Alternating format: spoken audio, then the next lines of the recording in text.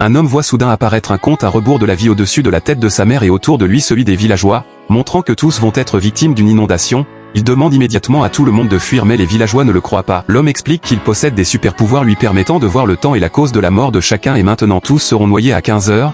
Les villageois trouvent cela absurde et l'accusent de mentir pour les forcer à quitter le village. L'homme met alors le feu au champ de blé. Les villageois furieux le poursuivent et il les conduit de toute urgence vers des hauteurs. En chemin il voit un tracteur et en retire les pneus pour les utiliser comme bouée.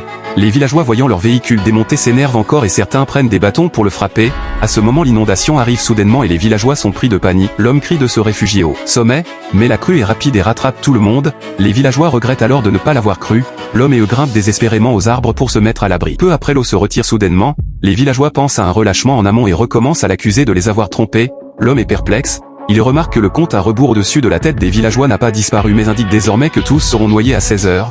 Il informe d'urgence tout le monde que le barrage va s'effondrer à 16 heures et se rend avec sa famille pour vérifier, constatant effectivement des fissures sur le barrage mais les villageois jugent ces fissures insuffisantes pour provoquer un effondrement. L'homme n'a plus le temps d'expliquer et tente d'utiliser le camion du maire pour boucher la faille. Le maire en colère prend des briques et retient les parents de l'homme en menaçant de l'arrêter. Voyant que l'homme ne cède pas, il frappe le dos de son père avec une brique. L'homme n'a d'autre choix que de s'arrêter et de se soumettre. À ce moment le niveau de l'eau monte brutalement et le barrage commence à céder. Tous les villageois vont en payer le prix.